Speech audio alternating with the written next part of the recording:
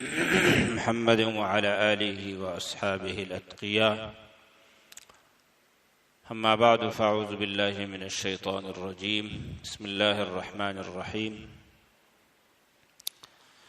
يا بني آدم خذوا زينتكم عند كل مسجد وكلوا واشربوا ولا تسرفوا إنه لا يحب المسرفين.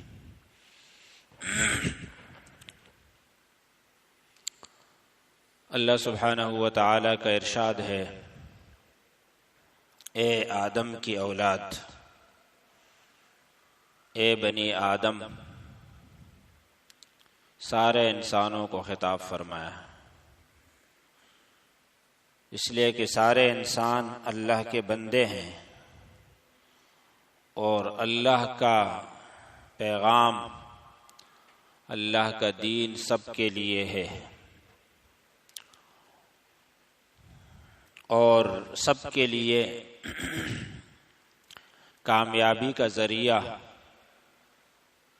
ایک ہی ہے جو اللہ کا دین ہے، مشرق مغرب والوں کے لیے، عرب و عجموں کے لیے، سب کے لیے اللہ کی ہدایات ایک ہے۔ تو اس آیت کریمہ میں اللہ تعالیٰ فرماتے ہیں، خذوا زینتکم، زینت اختیار کرو، خوبصورتی اختیار کرو، عند کل مسجد، ہر مسجد میں اور ہر سجدے میں۔ مفسرین فرماتے ہیں کہ اس آیت کے شان نزول یہ ہے، کب یہ حکم نازل ہوا، کیوں نازل ہوا۔ عرب کے کچھ لوگ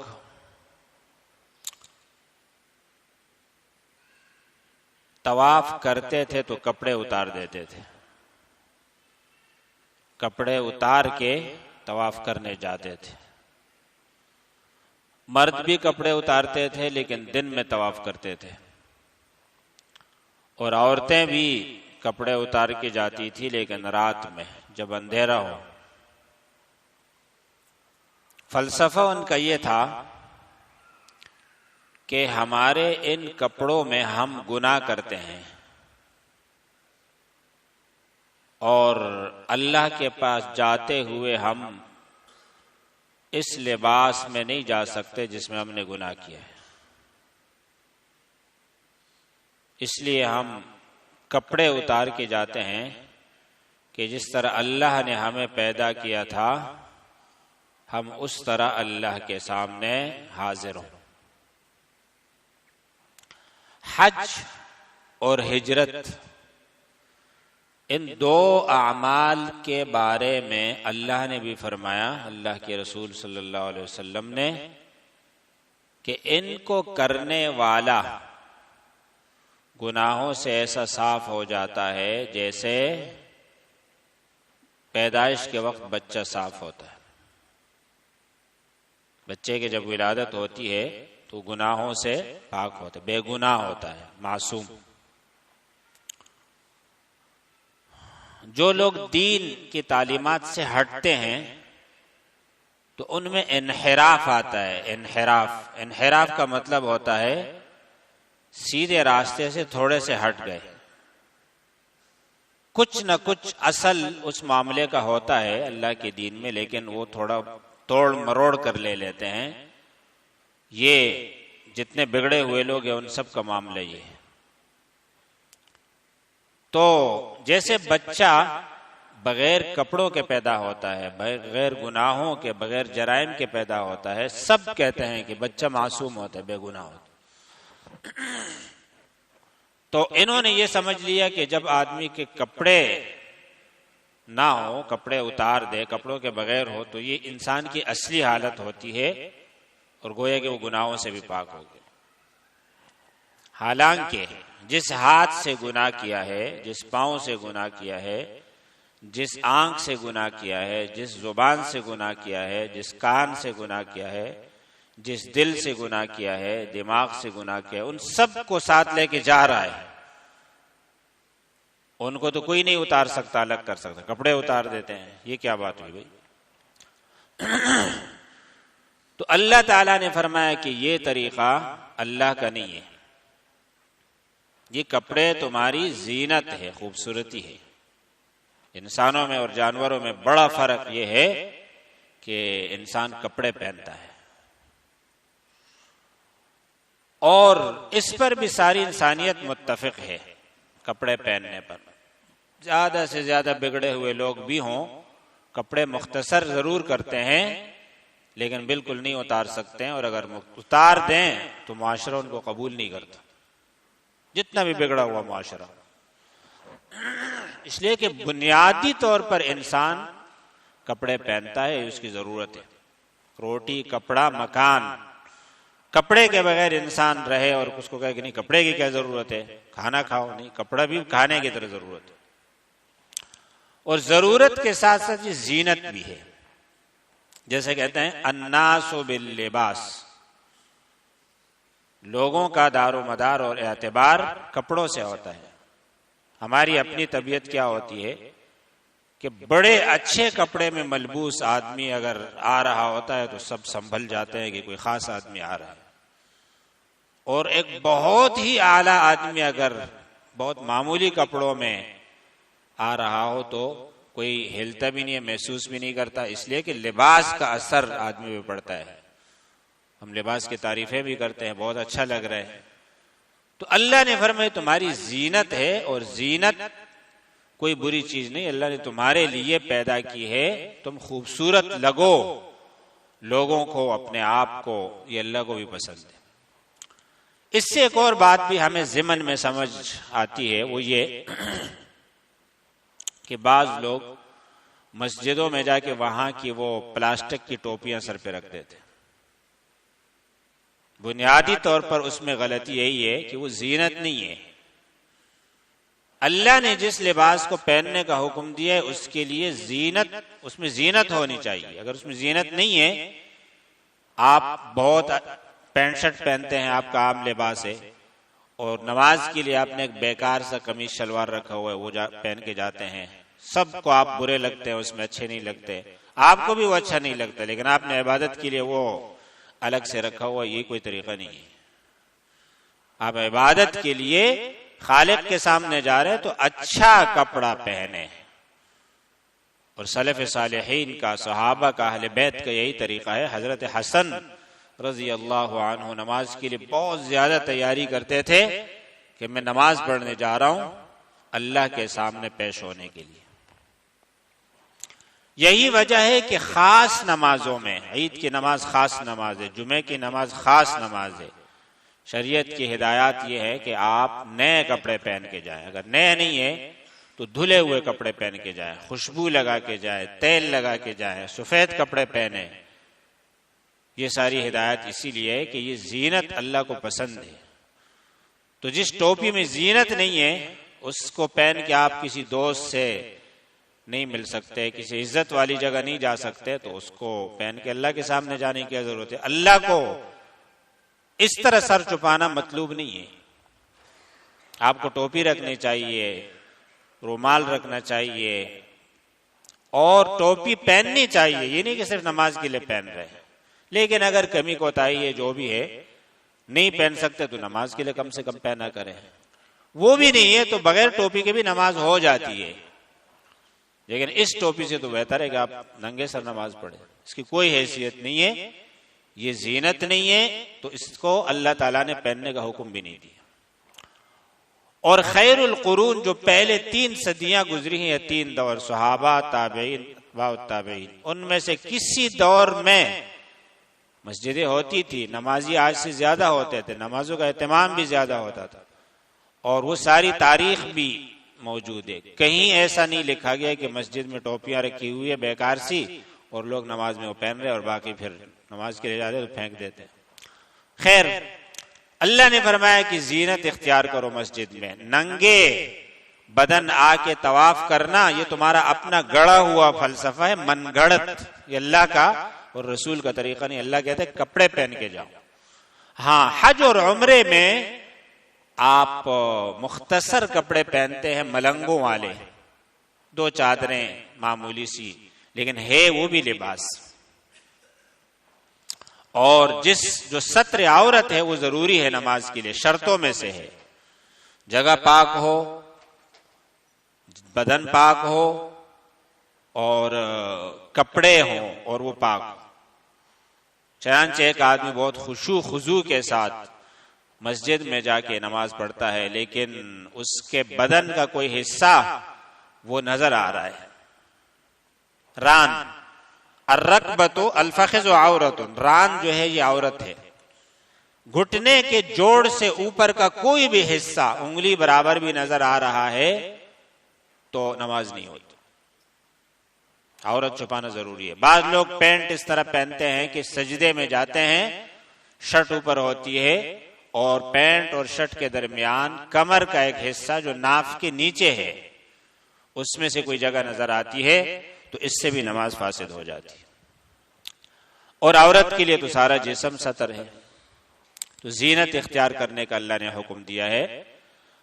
دوسرا حکم یہ دیا ہے کہ وَكُلُوا وَاشْرَبُوا، کھاؤ پیو۔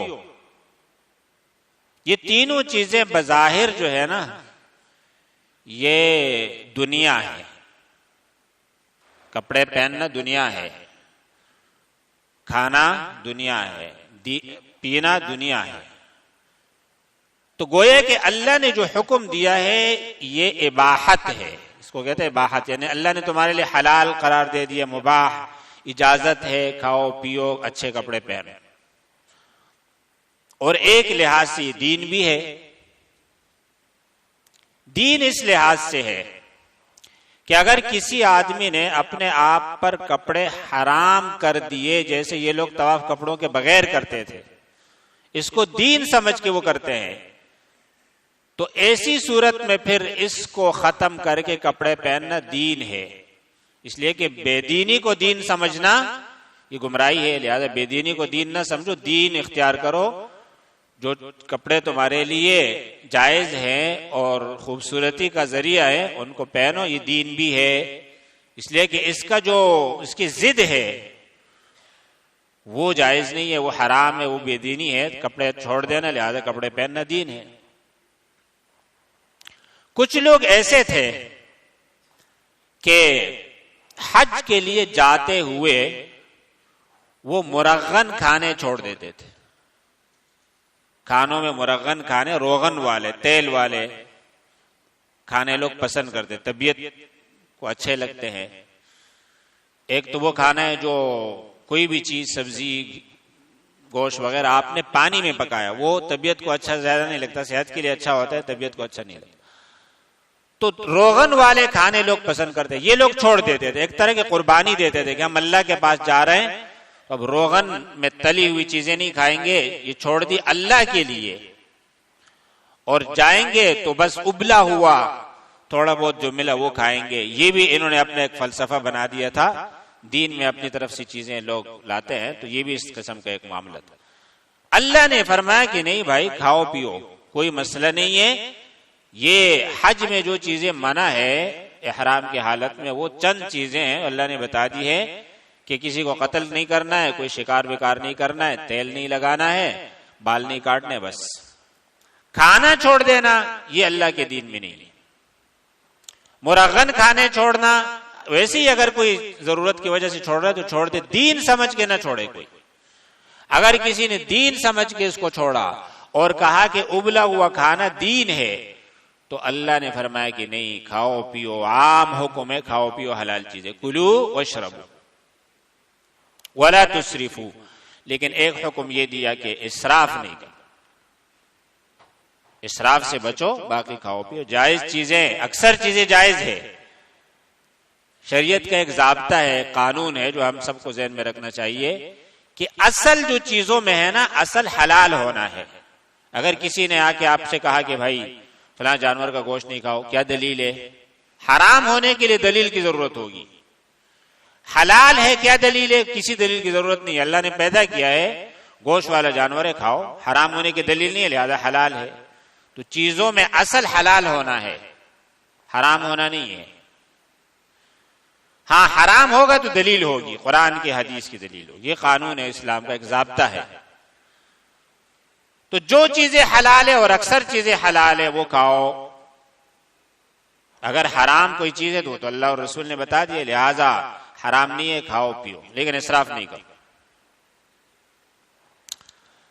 تاریخ نے لکھا ہے کہ ہارون الرشید جو عباسی حکمران تھا، بڑا معروف دیندار بھی تھا، بادشاہ تھا، بادشاہ تو جیسے ہوتے ہیں لیکن بہرحال دیندار تھا، بغداد میں ہوتا تھا، عراق بغداد، یہ دارالاسلام، یہ اسلامی دنیا کا دارالخلافہ تھا، مرکز۔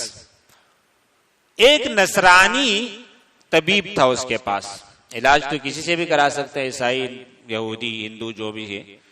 تو اس نصرانی نے حضرت علی بن الحسین، علی بن الحسین، حسین رضی اللہ عنہ جو کربلا میں شہید ہو گئے، نبی علیہ السلام کے نواسے، ان کا بیٹا، ایک بیٹا تھا علی، وہ بچ گیا تھا زندہ، پھر بڑا ہو گیا، پھر شادی ہو گئی، پھر بچے ہوئے، اسی سے حضرت حسین کی نسل چلی۔ ان کو کہتے ہیں علی بن الحسین یا علی زین العابدین، اور یا سجاد بھی اس کو کہتے ہیں۔ بڑا عابد زاہد تھا، سجدے، عبادت، ان میں مصروف رہتا تھا، سیاست وغیرہ ساری چھوڑ دی تھی، اس لیے کہ ان کے خانوادے کے ساتھ جو مظالم ہوئے تھے تو ساری زندگی عبادت میں اور علم میں لگا دی۔ اس نصرانی طبیب نے حضرت علی بن الحسین رحمہ اللہ سے پوچھا کہ بھائی علم تو دو قسم کا ہے، علم الادیان اور علم الابدان۔ ایک دین کا علم ہے، عقیدے کا، احکام کا، اسلامی قوانین کا، اسلامی اخلاقیات کا، آداب کا، بڑا علم ہے، علماء بنتے ہیں، یہاں بھی ہے جو دارالاسلام میں مسلمان علماء عرب عجم سب ہیں۔ لیکن ایک علم ابدان کا بھی ہے، انسانی بدن کا علم، صحت کا علم، آدھا علم یہ ہے آدھا وہ ہے۔ آپ کے اسلام میں تو علم الابدان کچھ نہیں ہے، اسلام میں علم الابدان کہاں ہے؟ مجھے بتائیں، میں تو عیسائی ہوں، لیکن اگر آپ کے ہاں علم الابدان کوئی ہے تو مجھے بتائیں، علم الادیان تو بہت ہے۔ تو اس نے کہا کہ ہمارے قرآن میں آدھی آیت میں پورا طب بیان کیا گیا ہے، پورا میڈیکل، آپ چھان ماریں، سوچیں، غور کریں، تحقیق کریں، تجربے کریں، لے دے کر آپ اسی نقطے پہ آئیں گے کہ یہی جڑ ہے طب کی۔ کہا وہ کیا ہے؟ تو آدھی آیت تو میں نے پہلے پڑھ لی، یا بنی آدم خذوا زینتکم عند کل مسجد، یہ آدھی آیت ہے۔ آدھی آیت ہے وَكُلُوا وَاشْرَبُوا وَلَا تُسْرِفُوا إِنَّهُ لَا يُحِبُّ الْمُسْرِفِينَ، یہ آیت پوری ہو گئی۔ تو فرمایا، اللہ نے فرمایا کلو، کھاؤ، نہیں کھاؤ گے تو بیمار پڑو گے، مرو گے۔ انسانی جان اور صحت بچانے کے لیے کھانا ضروری ہے۔ اس لیے اگر کسی نے کھانا ترک کر دیا اور مر گیا، جیسے بھوک ہڑتال کرتے ہیں لوگ، تو یہ خودکشی کرنے والا ہوگا، اس نے کہ انسانی جان کو قتل کر دیا، اپنی جان ہے لیکن یہ اللہ کی دی ہوئی امانت ہے اس کے پاس، یہ جان اس نے ضائع کر دی، جس مقصد کے لیے بھی، سیاسی، خاندانی، کاروباری، جو بھی ہے، انسانی جان اس نے ضائع کر دی، مجرم ہے اللہ کا۔ جیسے کسی اور کو مارنا مجرم ہے، اپنے آپ کو بھی مارنا مجرم ہے، بھوکا رہ کے مرتا ہے۔ تو بھوک سے اپنے آپ کو بچانا ہے، بھوک سے آدمی مر بھی جاتا ہے، بیمار بھی پڑ جاتا ہے۔ تو کلو، یہ اللہ کا پہلا حکم ہے جو طب کا قانون ہے، اچھا کھانا جس میں غذائیت ہو، ایسا کھانا کھانا، یہ طب کا پہلا اصول۔ دوسرا یہ ہے کہ وشربو، پانی بھی پیو، پانی تو زندگی ہے۔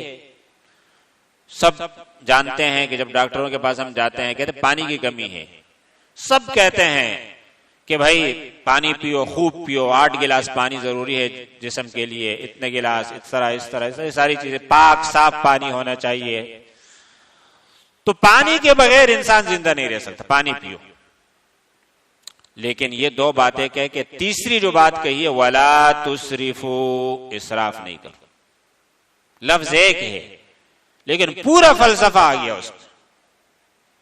حد سے زیادہ کھا رہے ہو پی رہے ہو, بے قاعدہ کھا رہے ہو پی رہے ہو, فضول چیزیں کھا رہے ہو پی رہے ہو, نقصان ہو, اسراف ہے. حلال چیزیں بہت ہیں لیکن حلال سے تجاوز کر کے حرام کھا رہا ہے, ضرورت سے زیادہ کھا رہا ہے, ہر وقت کھا رہا ہے, طریقے سے نہیں کھا رہے, جلدی جلدی کھا رہے, چبا نہیں رہے, جتنی تفصیلات ہیں اس کی وہ سب اسراف میں آتی ہے. اسراف کرو گے تو ٹھیک نہیں رہو گے. نصرانی تو معالج تھا, طبیب تھا, طب پڑھا تھا اس نے, بڑا ماہر تھا, اسی لیے تو شاہی دربار میں اس کو رکھا گیا تھا. اچھا نبی نے کیا فرمایا؟ تو فرمایا, نبی نے فرمایا کہ انسان کے لیے چند لقمے کھانا ضروری ہے جس سے اس کی کمر سیدھی ہو, ورنہ اگر وہ معدے کے اور پیٹ کے اس تھیلے کو بھرتا ہے, صرف یہی اس کا مقصد ہے, پیٹ بھرنا, کھاتا رہتا ہے جو بھی ملا, جہاں بھی ملا, جیسے بھی ملا, کھایا پیا, بس پیٹ بھرنا مقصود ہے, اور جیسے پیٹ بھر گیا تو چھوڑ دیا. تو اللہ کے رسول صلی اللہ علیہ وسلم نے فرمایا یہ بدترین برتن ہے جس کو کوئی آدمی بھرتا ہے. ہمارے پاس بہت سارے برتن ہوتے ہیں, تھیلے ہوتے ہیں, کوئی تیل سے بھر رہے, کوئی آٹے سے بھر رہے, کوئی سبزی سے بھر رہے, کوئی فلاں چیز سے.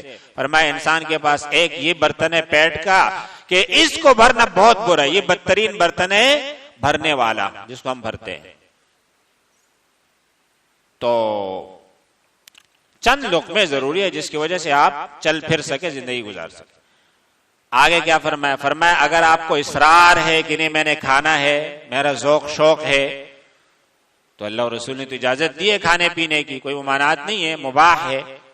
تو فرمایا کہ پھر اتنا کھاؤ, ثلث لطعامہ وثلث لشرابہ وثلث لنفسہ, پیٹ کے 3 حصے کر دے, اندازہ ہو جاتا ہے آدمی کو, اور 1 حصے کا کھانا کھائے, 2 حصے خالی رکھے, پھر 1 حصے کا پانی پیے اور تیسرا حصہ خالی رکھے سانس لینے کے لیے. آپ تحقیق کرو, جتنی بھی کرو گے مسئلہ کہاں پیدا ہوگا؟ تیسرے 1/3 سے زیادہ کھا لیا ہے, 1/3 سے زیادہ پیا ہے, سانس کا مسئلہ ہو رہا ہے, معدے کے مسائل ہو رہے ہیں, پھیپڑوں کے مسائل ہو رہے ہیں, آنتوں کے مسائل ہو رہے ہیں, اعصاب کے مسائل ہو رہے ہیں, سب کی جڑ یہ ہے. اور اس کے ساتھ ایک اور بات فرما دی کہ ہمارے نبی نے فرمایا ہے کہ المعدۃ بیت الادواء, معدہ بیماریوں کی جڑ ہے. سر میں درد معدے کی وجہ سے, جوڑوں میں درد معدے کی وجہ سے, جلدی بیماری معدے کی وجہ سے, کچھ کھائے پیا غلط ہے, جو بھی بیماری ہے اس کی جڑ معدہ ہے. المعدۃ بیت الادواء. اور دوسری بات یہ ہے کہ والحمیۃ رأس کل دواء, پرہیز تمام دواؤں کی جڑ ہے. پرہیز کرو گے تو ٹھیک رہو گے, دوا کے ساتھ پرہیز کرو تو بہت اچھا, دوا نہیں بھی ہے اور پرہیز کرو گے پھر بھی ٹھیک ہو جاؤ گے. بیماری میں اصل دوا نہیں ہے, اصل پرہیز ہے. ہندی طب جو ہے ہندوستان کا, جو پوری دنیا میں مشہور تھا, اس میں بنیادی طور پر یہی چیز تھی کہ بھائی پرہیز پر بہت زور ہے. یونانی طب میں پرہیز پر بہت زور ہے, پرہیز نہیں کرو گے دوا دیں گے بھی نہیں, جبکہ کوئی پیسے کمانا چاہ رہے وہ ایک الگ چیز ہے, لیکن صحیح طبیب آپ کو دوا نہیں دے گا جب تک آپ علاج نہیں کرو گے. تو اس نے سر پکڑ لیا, اس نے کہا کہ تمہاری کتاب اور تمہارے نبی نے تو جالینوس کے لیے کچھ بھی نہیں چھوڑا.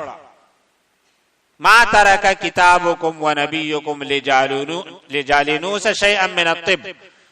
وہ تو ویسے ہی مشہور ہے پوری دنیا میں یونانی طب جالینوس کا, لیکن سارا طب تو آپ کے نبی نے 2 جملوں میں اور قرآن نے آدھی آیت میں ذکر کر دیا. تو قرآن کریم ہدایت کا ذریعہ ہے, قرآن کریم رہنما ہے, اور اس حوالے سے بھی ہمارے لیے رہنما قرآن یہ ہے کہ ہم اس سے اپنی دین اور دنیا دونوں کے خیر اور بھلائی سیکھیں. نبی کریم صلی اللہ علیہ وسلم کا ایک اور ارشاد ہے, طعام الواحد یکفی الاثنین, ایک آدمی کا کھانا 2 کے لیے کافی ہوتا ہے. وطعام الاثنین یکفی الاربعہ, 2 آدمیوں کا کھانا 4 کے لیے کافی ہوتا ہے. وطعام الاربعہ یکفی الثمانیہ, 4 کا آدمی 8 کے لیے, 4 کا کھانا 8 کے لیے کافی ہوتا ہے. تشریح میں علماء فرماتے ہیں کہ جس کھانے سے ایک بندہ سیر ہو سکتا ہے، 2 روٹیاں، 1 سالن، 1 پلیٹ چاول، عموماً جو بھی ایک کھانا کھانے کی صورت ہے، جس سے ایک آدمی سیر ہو سکتا ہے، یہ کھانا اگر 1 دن، 2 دن، ہفتے، مہینے، 6 ماہ، سال 2 آدمی کھاتے رہے تو ان دونوں میں سے کسی کے صحت پر کوئی اثر نہیں پڑے گا، ان کی زندگی اور صحت کے لیے یہ کافی ہے. یعنی آدھا کھانا صحت کے لیے کافی ہے. ایک آدمی کا پیٹ بھرنے کا کھانا، سیر ہونے کا کھانا 2 آدمیوں کی صحت اور زندگی بچانے کے لیے کافی ہے. اس ارشاد میں علماء فرماتے ہیں، نبی علیہ الصلوۃ والسلام نے یہ فرمایا کہ کھانے کا زیادہ حرص نہیں رکھو. ہمارے یہاں ایک بہت بڑا مسئلہ تو یہ ہے کہ مہنگائی ہے، سب کا مسئلہ ہے، سب پریشان ہے اور پریشان ہونا بھی چاہیے. اور جو لوگ اجتماعی وسائل پہ قابض ہیں اور وہ اپنی عیاشیوں میں اس کو خرچ کر رہے ہیں، عوام کو نہیں دے رہے، ان سے مطالبہ بھی کرنا چاہیے اور ان پہ دباؤ بھی ڈالنا چاہیے، شکوہ بھی ہونا چاہیے اپنی جگہ. لیکن ہمارا جو اپنا کچن کا نظام ہے، ہمارے گھر کا نظام ہے، وہ بھی اسلام کے مطابق بالکل بھی نہیں. ہم کیا کرتے ہیں؟ ٹماٹر کھانے کے لیے ضروری ہے، 600 روپے کو پھر بھی لیں گے. بظاہر تو یہ دنیا کی بات ہے لیکن یہی دین ہے. اطعمہ، کتاب الاطعمہ، کتاب الاشربہ، حدیث کی کتابوں میں مستقل ابواب ہیں جس میں سینکڑوں حدیثیں ہیں اور اس میں آقا نامدار صلی اللہ علیہ وسلم نے یہ باتیں ہمیں بتائی ہے. ٹماٹر کھانے کے لیے ضروری ہے، ٹماٹر کے بغیر کوئی سالن نہیں بنتا، پیاز کے بغیر سالن نہیں بنتا. 500 روپے کلو ہے، ملک میں ملتا ہی نہیں ہے، سب نے پیاز کی تلاش میں مارے پھر رہے، پیاز لینا ہے. بھائی پیاز کے بغیر سالن نہیں بنتا، ٹماٹر کے بغیر سالن نہیں بنتا، فلاں گھی اور تیل کے بغیر سالن نہیں بنتا. نبی علیہ الصلوۃ والسلام ایک مرتبہ تشریف لائے اور ایک کھجور کا دانہ اٹھایا اور ادھر سے ایک جو کی روٹی کا ایک ٹکڑا اٹھایا اور فرمایا ہاذا ادام ہاذا، یہ کھجور کا دانہ اس روٹی کے لیے سالن ہے، یہ سالن ہے، یہ روٹی. اب اس میں کون سا پیاز ڈلا ہے، اس میں کون سا ٹماٹر ڈلا ہے، اس میں کون سا گھی استعمال ہوا ہے، کون سا تڑکا لگا ہے، کون سا ٹائم لگا ہے، یہ اس کا سالن ہے، ختم. مسلمان ان چکروں میں نہیں پڑتا، یہ غیروں کے طریقے ہیں.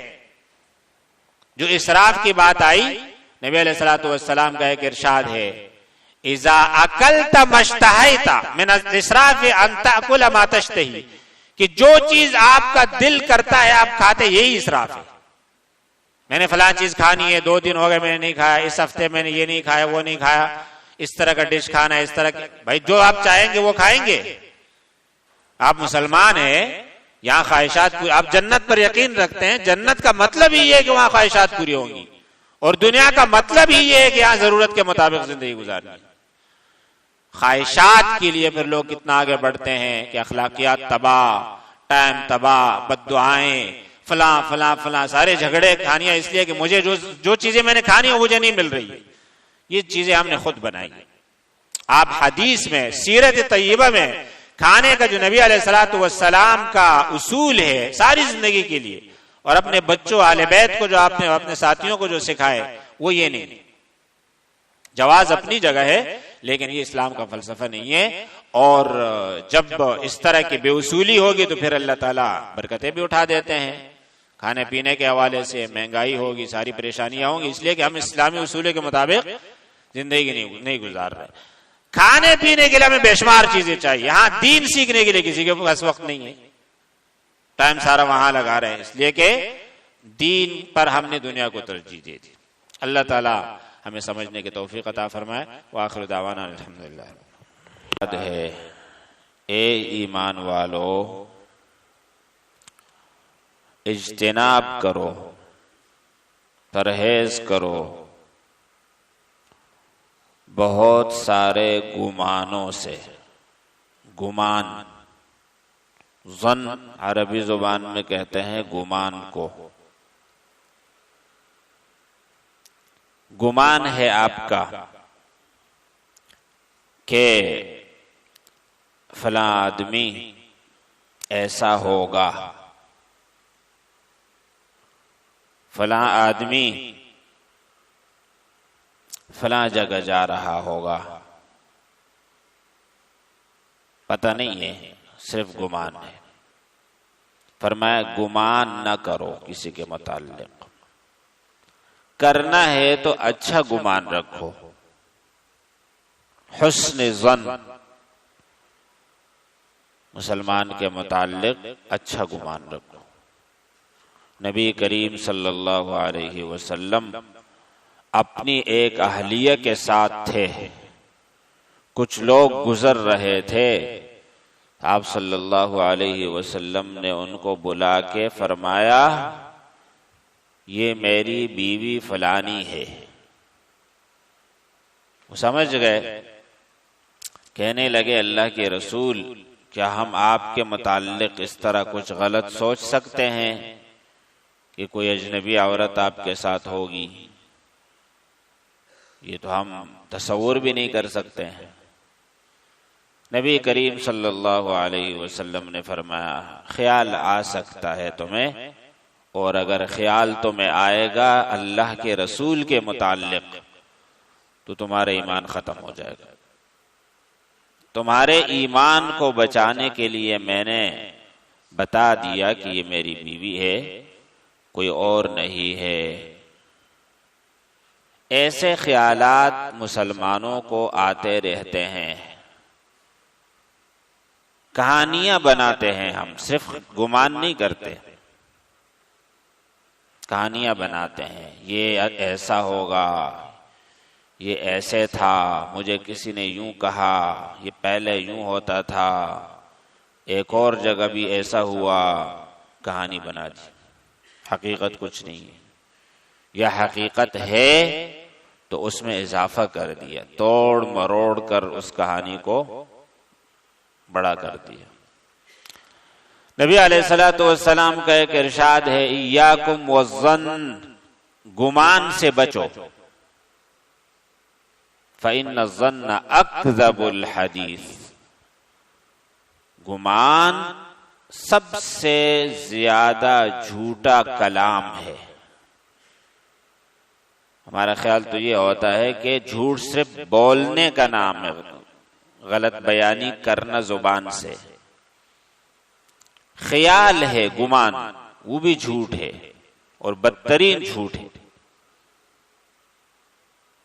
تو فرمایا کہ اجتنبوا کثیرا من الظن ان بعض الظن اثم، بعض دفعہ گمان گناہ ہوتا ہے، ہمیشہ نہیں ہوتا، آپ کا گمان ٹھیک بھی ہو سکتا ہے لیکن غلط بھی ہو سکتا ہے، لہذا گمانوں سے بچو۔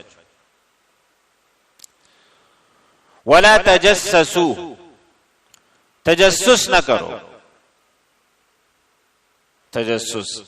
تجسس کا معنی کیا ہے کہ آپ کسی معاملے کو کرے دو کہ میں نے اس کی تہ تک جانا ہے، خود تجسس کرو یا کسی اور کو جاسوسی پہ لگا دو اور اس سے پوچھو کہ یہ معاملہ کیسے تھا، جبکہ آپ کا اس سے کوئی غرض ہی نہیں ہے، کیوں پوچھ رہے ہو، کیوں معلوم کر رہے ہو؟ ولا تجسسوا۔ اس کے ساتھ پھر ایک اور چیز آتی ہے جس کو کہتے ہیں عربی زبان میں اور حدیث میں اتباع عورات الناس۔ عورت کا معنی ہوتا ہے عربی زبان میں چھپی ہوئی چیز، جیسے ہم کہتے ہیں نا ستر عورت، عورت کو بھی عورت اس لیے کہتے ہیں کہ وہ چھپانے کی چیز ہے۔ تو کسی کی چھپی ہوئی چیزوں کو تلاش کرنا، اس کو کہتے ہیں اتباع العورات۔ یہ ایک مستقل اور بہت بڑا گناہ ہے کہ کسی ایک فرد کی یا زیادہ کی آپ چھپی ہوئی باتوں کو تلاش کرنے میں لگ گئے۔ یہاں تو اللہ تعالیٰ نے فرمایا اے ایمان والو زیادہ گمان نہیں کیا کرو۔ نبی کریم صلی اللہ علیہ وسلم نے جو ارشاد فرمایا ہے وہ اور زیادہ واضح ہے۔ فرمایا یا معشر من آمن بلسانہ وَلَمْ يَدْخُلِ الْإِيمَانُ قَلْبَهُ، اے وہ لوگوں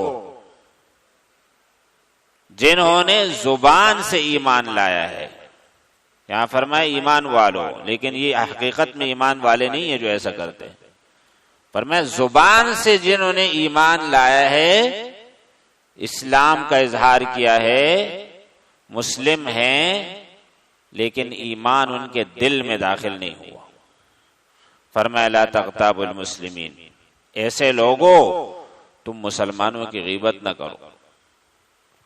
وَلَا تَتَّبِعُوا عَوْرَاتِهِمْ، ان کی چھپی ہوئی باتوں کا پیچھا نہ کرو.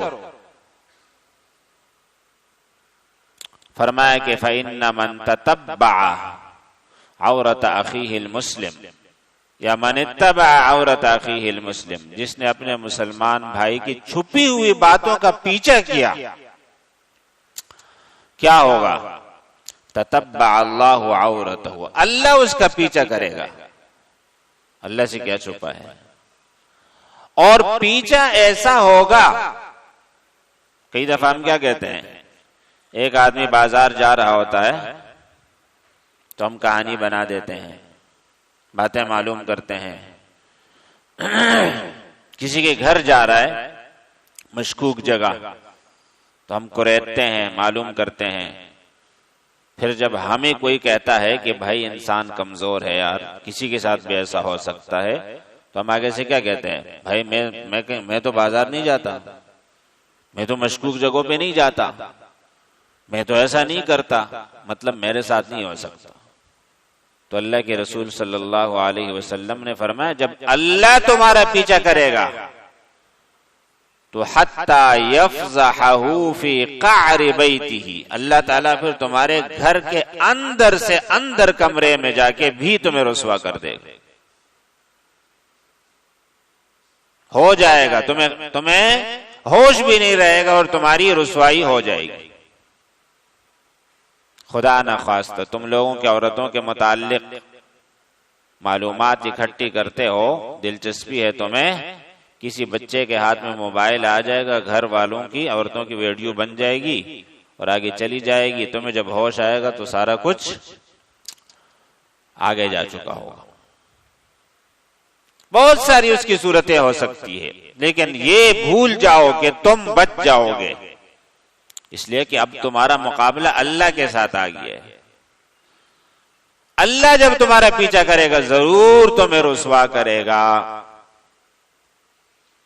اس لیے ہم کیا کرتے دعا، اللہم استر عوراتنا، اے اللہ ہماری چھپی کمیوں کو، کوتاہیوں کو، خامیوں کو اے اللہ چھپا دے. ہیں چھپا دے، لیکن خود کر کیا رہے ہیں؟ لوگوں کی چھپی ہوئی باتوں کو نکال رہے ہیں.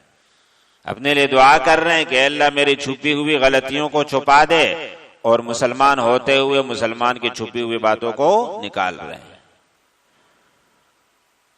کہتے ہیں کہ صحافی باتوں کی تہ تک جاتا ہے اور اصل بات نکال دیتا ہے، اس کا کام ہی یہ ہے. چلو صحافی کا کام ہے، لیکن آج کل ہر آدمی صحافی بنا ہوا ہے، بلا ضرورت یہ سب کچھ کر رہا ہے. صحافی کو بھی نہیں کرنا چاہیے. اسلام میں صحافت کے اپنے اصول ہے، خیر پھیلانا، شر نہیں پھیلانا. ہم اچھی طرح جانتے ہیں کیا آتا ہے اعلان، وہ آ گیا جس کا انتظار تھا. اعلان لکھا ہوتا ہے وہ آ گیا جس کا انتظار تھا. کیا انتظار تھا؟ خفیہ ویڈیو فلانے مشہور سیاستدان کی، آ گیا جس کا انتظار تھا، اور پھر ہم فوراً بٹن دبا دیتے ہیں. جب آگے جاتے ہیں تو کچھ نہیں ہوتا، لیکن ہم گناہ میں پڑ گئے. ہم نے کوشش تو کی نا، اعلان آ گیا کہ فلانے کی خفیہ ویڈیو آ گئی، اگر کسی کو دیکھنا ہے. ہمارے نفسیات کو دیکھو، ایک مسلمان کیا کہہ رہے کہ سارے مسلمانوں کو اس کا انتظار تھا کہ اس کی چھپی ہوئی باتیں مجھے معلوم ہو جائے اور وہ انتظار کی گھڑیاں ختم ہو گئی اور وہ مقصود سب کے سامنے آ گیا اور سب بٹن دبانے لگتے ہیں، آگے ہوتا کچھ نہیں. اور اگر ہوتا ہے، ہو یا نہ ہو، وہ ایک الگ بات ہے، لیکن تم گناہگار ہو گئے اس لیے کہ تمہیں دلچسپی ہے کہ مجھے فلاں کی خفیہ باتیں معلوم کرنی ہے جس سے وہ رسوا ہوگا اور مجھے سیاسی فائدہ ہوگا. ایمان اس کی اجازت نہیں دیتے. تو فرمایا کہ لا تجسسوا، تجسس نہ کرو. سامنے کچھ آ بھی گیا، ارادہ نہیں تھا، غیر ارادی طور پر تم نے خدا نخواستہ کسی کو کوئی جرم کرتے ہوئے دیکھا، اس کو بھی دیکھتے مت رہو. نظر آ گیا، اب دیکھ رہے ہو، بار بار دیکھ رہے ہو، اور تم نے کوئی ارادی کوشش نہیں کی لیکن ویسے ہی بائی چانس نظر آ گیا، اب تم نے یہ آگے پھیلانا شروع کر دیا، یہ بھی گناہ ہے. اور یہ گناہ ایسا ہے کہ اس مسلمان کے آپ نے پردہ پوشی نہیں کی، پردہ دری کی. اس کے لیے بھی حدیث ہے، من ستر مسلمن سترہ اللہ یوم القیامہ. جس نے اپنے مسلمان بھائی کے جرم کو چھپا دیا، آپ نے کوئی تجسس نہیں کرنا ہے، کوئی قریدنا نہیں ہے، کوئی چیز نظر آ گئی، یہ بھی اگر آپ نے آگے لوگوں کو بتا دی تو فرمایا کہ اللہ اب آپ کو رسوا کریں گے، آپ کی چھپی ہوئی باتوں کو ظاہر کریں گے. اور اگر آپ نے اس کا پردہ رکھا تو اللہ آپ کا پردہ رکھیں گے. اور ظاہر ہے کہ خامیاں کس کی نہیں ہوتی، بہت ساری خامیاں ہم سب میں ہوتی ہے جو ہم دوسروں سے چھپا رہے ہوتے. فرمایا کہ جب تم نے مسلمان کی وہ حرکت جو نازیبا ہے، جو جرم ہے، اس کو نہیں چھپایا تو اللہ تعالیٰ پھر تمہاری خامیاں ظاہر کریں گے. ہم میں سے بہت سارے لوگ دیندار ہوتے ہیں اور دینداری کے شوق اور جذبے کے تحت وہ کسی مرد اور عورت کو کسی مشکوک جگہ میں دیکھ لیتے ہیں اور کہتے ہیں اسلامی حکومت ہے، اسلامی سزائیں ہیں، حد ہے، ان کو لے آؤ، اور بس جی میں نے دیکھ لیا ہے اب ان کو سزا دے دو، اور سزا دے دیتے ہیں. یہ نظام نہیں ہے، یہ اسلام کی تعلیمات نہیں، یہ تمہارے اپنے جذبات ہیں. اسلام کی تعلیم یہ ہے کہ اگر تم نے بدکاری کرتے ہوئے بھی ان کو دیکھا تو کسی کو نہیں بتانا، قانون کے محافظ کو بھی نہیں بتانا، دوسرے لوگوں کو بھی نہیں بتانا. تو کیا کریں؟ برائی کو پنپنے دیں تو معاشرہ خراب ہو جائے گا. فرمایا اس کو جا کے تنہائی میں نصیحت کرو. بعد میں آپ تو اس کے ذمہ دار نہیں ہے کہ آپ جا کے اس کو لوگوں کے سامنے پیش کر رہے ہو اور اس کو سزا دلوا رہے ہو. یہ کون سا اسلام ہے آپ کا؟ ہو سکتا ہے کل کو اللہ اس کو توبہ کی توفیق دے رہا ہے، مہینے بعد، سال کے بعد اس کو توبہ کی توفیق مل رہی ہے. کیا تم اپنے لیے سارا پسند کرتے ہو کہ اگر آپ کے ساتھ ہو رہا ہے آپ تو لازماً کہو گے کہ نہیں بھائی وہ غلطی ہو گئی، ورنہ میں نے تو اس سے تو بتائے ہونا تھا. دوسرے مسلمان کے لیے بھی آپ کے وہی جذبات ہونے چاہیے. اور پھر فرمایا وَلَا يَغْتَبْ بَعْضُكُمْ بَعْضًا، تم میں سے بعض لوگ، بعض مسلمان دوسروں کی غیبت نہ کرے. یہ ایک ایسی بیماری ہے جو سب عوام و خواص میں پھیلی ہوئی ہے.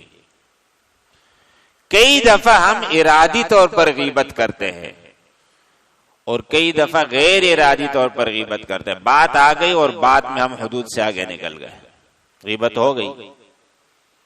کبیرہ گناہ ہے، کبیرہ گناہ میں مبتلا ہو. مسجد میں بیٹھ کے، مسجد حرام میں بیٹھ کے، طواف کی حالت میں، احرام کی حالت میں کسی کے ساتھ جان پہچان والا ہے. اکثر جان پہچان والے ہی ہمیں خراب کرتے ہیں. دوستی ہے، بے تکلفی ہے، اللہ کے راستے میں جا رہے ہیں، عمرہ کر رہے ہیں، حج کر رہے ہیں، لیکن کسی کا ذکر آ گیا اور ہم نے غیبت کر دی اور خیال بھی نہیں رہا کہ اتنا بڑا گناہ کر کے ہم آگے جا رہے ہیں. تو غیر ارادی طور پر بھی غیبت ہو جاتی ہے. غیبت کے لیے ضروری نہیں ہے کہ آپ نے بڑی لمبی چوڑی تفصیلات بیان کی، ایک جملہ بھی غیبت کا ہو سکتا ہے. حضرت عائشہ رضی اللہ عنہا نبی کریم صلی اللہ علیہ وسلم کی زوجہ ہے، ہماری ماں ہے، اور بہت عظیم الشان ہستی ہے اور اللہ کی ولیہ ہے، اس میں کوئی شک نہیں ہے، لیکن تھی انسان، نبیہ نہیں تھی، معصوم نہیں تھی۔ تو ایک دفعہ اپنی سوکن حضرت صفیہ کے متعلق انہوں نے ایک جملہ کہا۔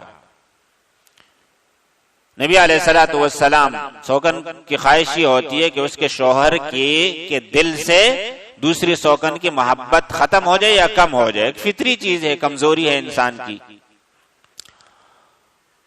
تو اس نے حضرت صفیہ کے متعلق نبی کریم صلی اللہ علیہ وسلم سے کہا، حسبک من صفیۃ کذا و کذا، یہ علامت بنا دی، بالش کی علامت۔ فرمایا کہ تمہاری صفیہ جو اتنی سی ہے، پستہ قد کی طرف اشارہ کر دیا۔ نبی کریم صلی اللہ علیہ وسلم ایک جملہ کہا اور اشارہ کیا، پستہ قد کا لفظ استعمال نہیں کیا، فرمایا کہ تمہاری صفیہ، اور پھر یہ اشارہ کیا۔ نبی علیہ السلام نے فرمایا کہ عائشہ تم نے اتنی بڑی بات کہہ دی، اتنی بری بات کہہ دی کہ اگر یہ بات ہم دریا میں پھینک دے تو سارا دریا زہر آلود ہو جائے گا، کڑوا ہو جائے گا، اتنی کڑوی بات ہے، تمہارا اشارہ کتنا زہریلا ہے تمہیں پتہ ہے۔ اور ایک حدیث میں آتا ہے اغتبتیہا، تم نے اس کی غیبت کی۔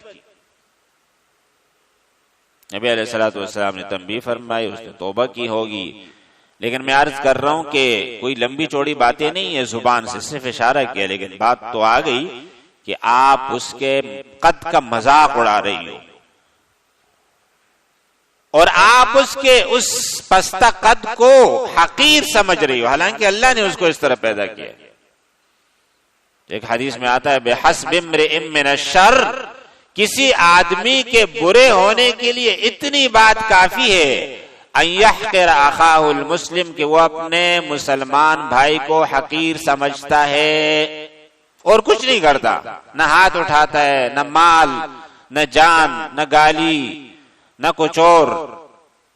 ہمارے سامنے ذکر آیا وہ فلانا، بس اتنا سے اشارہ کر دیا کہ اس کی کیا حیثیت ہے، والعیاذ باللہ، تحقیر ہو گئی۔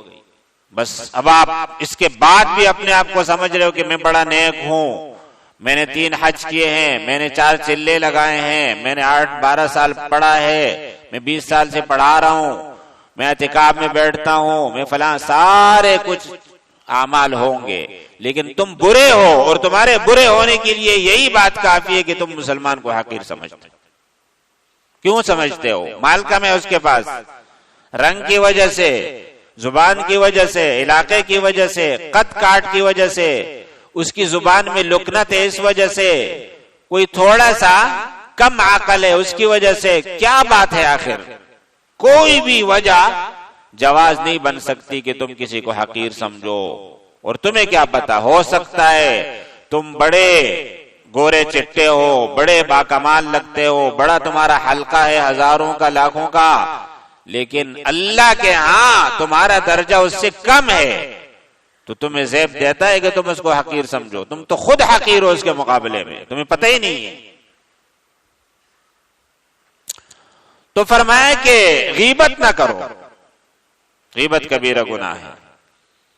اچھا، غیبت میں کیا ہوتا ہے کہ کئی دفعہ یہ ہوتا ہے، ساری باتیں صحابہ پوچھ چکے ہیں، نبی علیہ الصلوۃ والسلام سے کہا ان کان فی اخی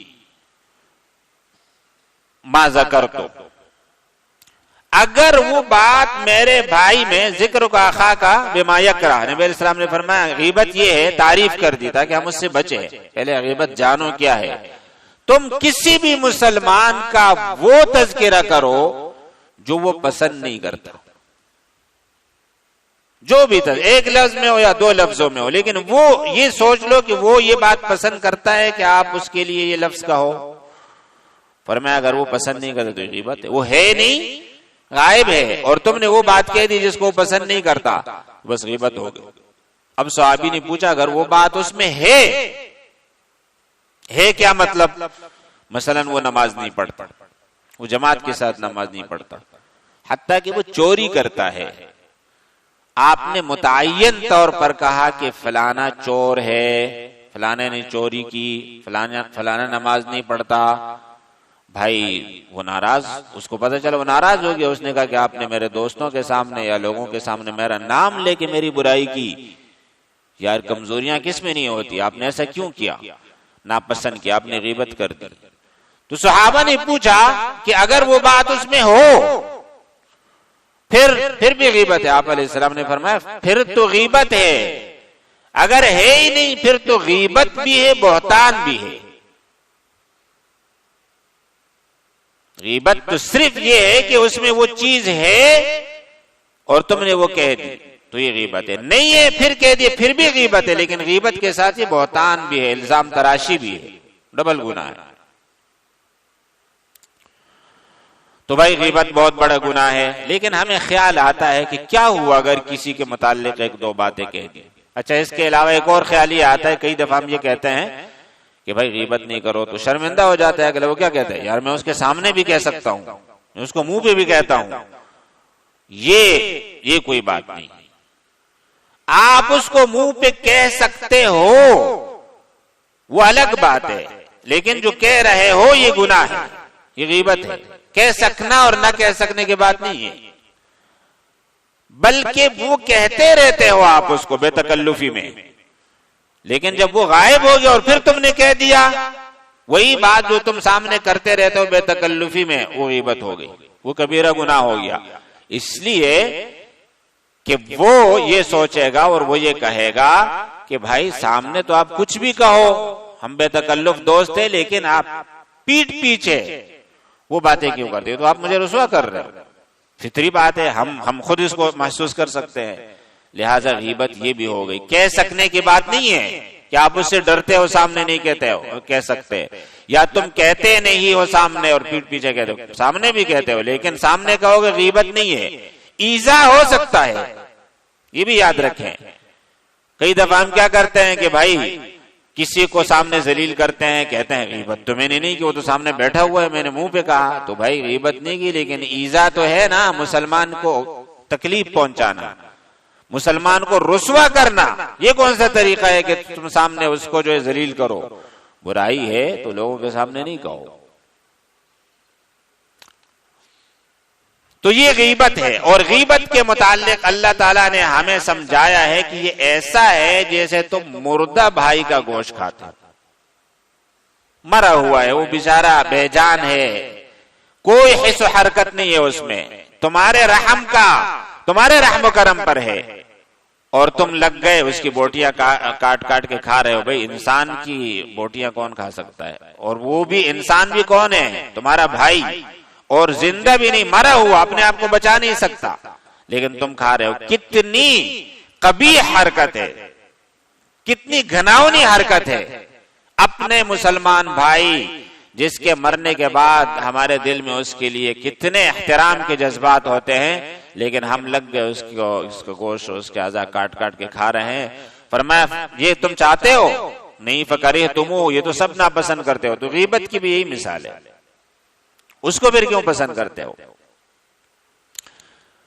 غیبت کبیرہ گناہ ہے، اور ساری نیکیوں کو غیبت کھا جاتی ہے، ختم کر دیتی، اور غیبت کبیرہ گناہ ہے۔ اب جب ہم نے غیبت کی اور اس آدمی کو پتہ چلا تو یہ حقوق اللہ کے ساتھ حقوق العباد میں بھی آ گیا۔ اب توبہ سے بھی معاف نہیں ہوگا جب تک وہ معاف نہیں کرے گا۔ اس کے سامنے جا کے اس سے معافیہ مانگو اور وہ دل سے تمہیں معاف کر دے، تو پھر اور یا اللہ کے جو ہے نافرمانی بھی ہے تو اللہ سے بھی الگ سے معافی مانگو، صرف اس کا معاف کرنا کافی نہیں ہے، اس لیے کہ تم نے قرآن کے حکم کی خلاف ورزی کی۔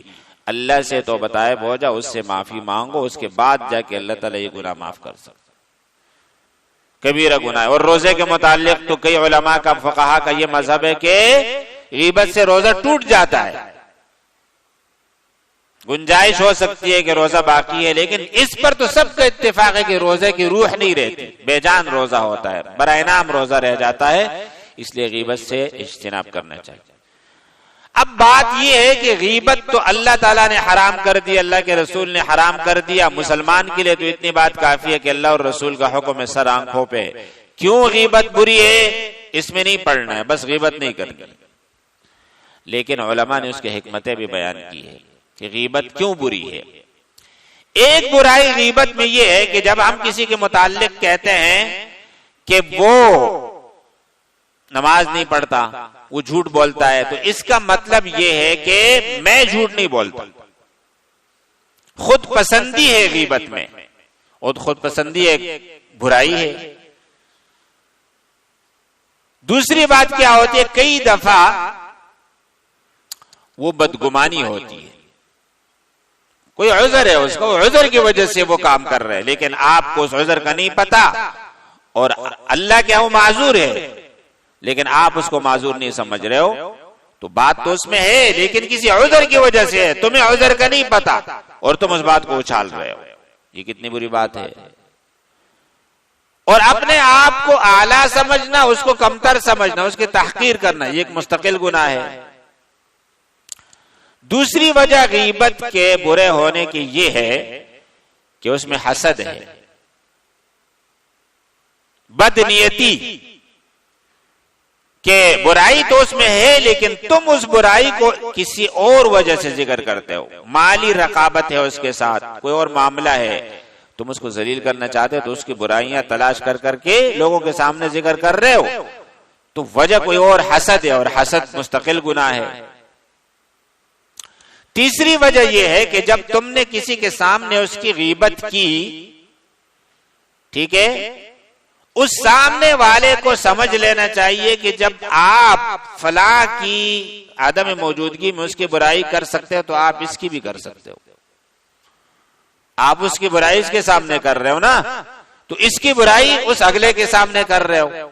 جیسے بہت سارے سلف سے منقول ہے کہ کسی نے کوئی بات پہنچا دی تو اس نے کہا آپ کی بات کا تو کوئی اعتبار نہیں، آپ تو فاسق ہو. کیسے فاسق ہو؟ آپ غیبت کر رہے ہو. غیبت والے آدمی کا اعتبار ہی نہیں ہوتا. جب وہ کسی اور کی برائی کر رہا ہے تو تم سمجھ لو یہ مجرم آدمی ہے، اس کی بات ہی نہیں سنو.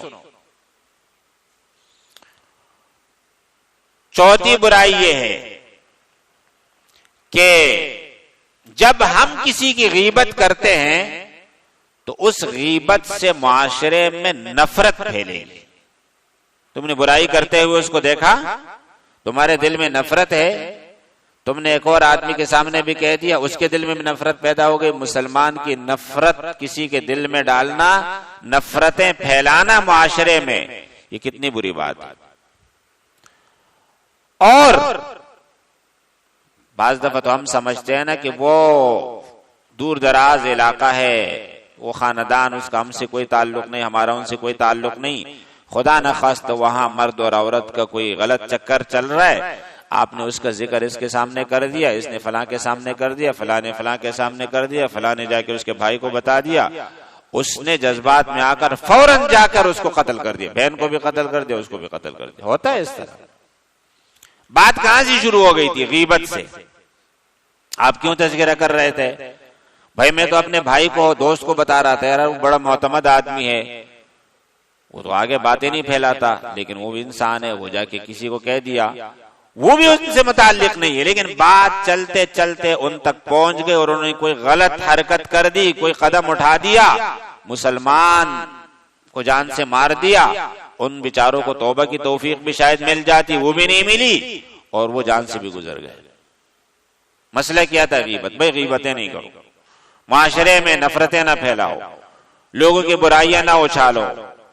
اور حدیث شریف میں آتا ہے کہ سارے مسلمانوں کی مثال ایک جسم کی ہے. اسی سے ہم سمجھ لیں کہ یہ جو دوسرا بندہ ہے جس میں کوئی برائی ہمیں نظر آ رہی ہے، وہ ایسا ہے جیسے تمہاری اپنی آنکھ میں، دانت میں کوئی تکلیف ہے، کیڑا لگ گیا اس کو. کیڑا لگا ہوا دانت کیا ہوتا ہے؟ اس کو نکال دینا چاہیے اگر وہ ٹھیک نہیں ہو رہا ہے. وہ اچھا بھی نہیں لگتا دیکھنے میں، ٹھیک ہے، لیکن تم خود لگ گئے ہو اس کو تکلیف، اس کو ہلا رہے ہو، اس کو چھیڑ رہے ہو. تو بھائی یہ چھیڑ جو رہے ہو، نقصان کس کو ہو رہا ہے؟ جس میں بدن انسانی کو، آپ کے پورے بدن کو تکلیف ہو رہی ہے. تو جب ہم نے یہ سمجھ لیا کہ ہم سارے مسلمان ایک جسم کے مانند ہیں، تو ایک جسم اگر ایک ہاتھ دوسرے کو نقصان پہنچا رہا ہے، ایک ہاتھ آپ ہی کی آنکھ کو تکلیف پہنچا رہا ہے، آپ ہی کے چہرے کو نوچ رہا ہے، تو یہ کتنی بیوقوفی والی بات ہے۔ اب تو جسد اسلامی کو نقصان پہنچا رہے ہیں اور ہم سب اس میں مبتلا ہے اور ہمیں خیال بھی نہیں رہتا۔ لوگوں کے بارے میں تو ایک حدیث میں آتا ہے کہ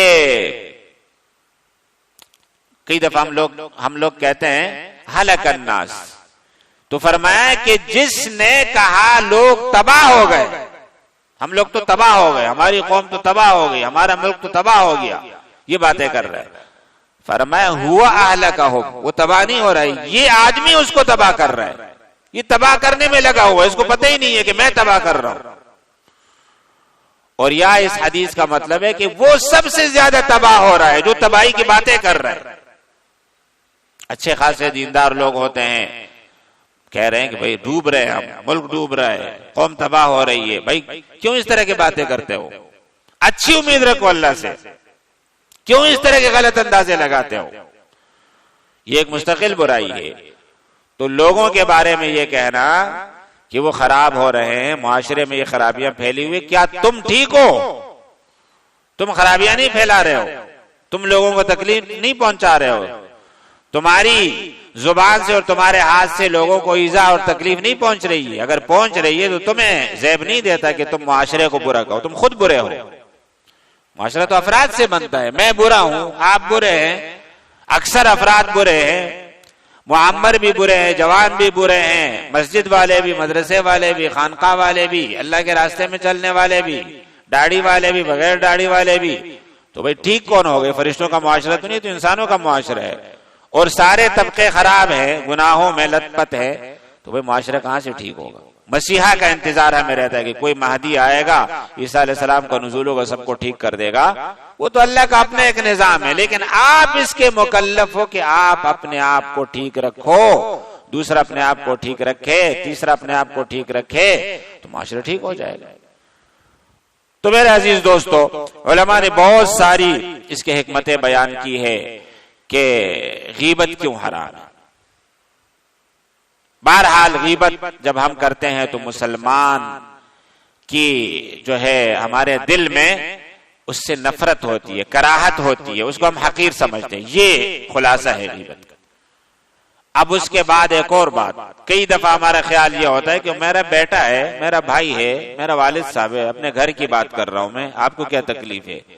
بھائی حقوق العباد ہے، حقوق الاجانب نہیں ہے، بندوں کے حقوق، اور وہ بندہ آپ کا والد بھی بندہ ہے، آپ کی والدہ بھی بندی ہے، آپ کا بھائی، آپ کی بہن، آپ کا بیٹا۔ بیٹا ہونے کا مطلب یہ نہیں ہے کہ آپ کے لیے اس کی غیبت جائز ہے، باپ ہونے کا مطلب یہ نہیں ہے کہ آپ کے گھر کی باتیں اس کی غیبتیں کرتے رہو، وہ تو اور زیادہ حرام ہے، اس لیے کہ ان کے ساتھ تو اور زیادہ حسن سلوک کرنا تھا، ان کا حق تو عام لوگوں کے مقابلے میں بھی زیادہ ہے، اور تم لگے ان کی غیبتیں کر رہے ہو۔ تو غیبت ہر مسلمان کی حرام ہے، میاں بیوی بھی ایک دوسرے کی غیبت نہ کرے، اولادیں والدین کی غیبت نہ کرے، والدین اولاد کی غیبت نہ کرے، بھائیوں کی بھی غیبت نہ کرے، بہنوں کی۔ زیادہ معاملات تو ان کے آپس میں ہوتے ہیں نا، مالی معاملات ہیں، گھر کے معاملات ہیں، ہر وقت ہمارے سامنے ہوتے ہیں، کئی باتیں ہمیں پسند نہیں ہوتی ہے، تو ان سے دل میں ایک نفرت ہوتی ہے، اور لوگوں کے سامنے ہم ذکر کر کے دل ہلکا کرتے ہیں، لیکن حقیقت میں بہت بڑے گناہ کر رہے ہوتے ہیں۔ اللہ تعالیٰ سے دعا ہے کہ اللہ ہمیں غیبت سے اور اس طرح کے دوسرے تمام گناہوں سے محفوظ رکھے۔ وآخر دعوانا الحمدللہ رب العالمین۔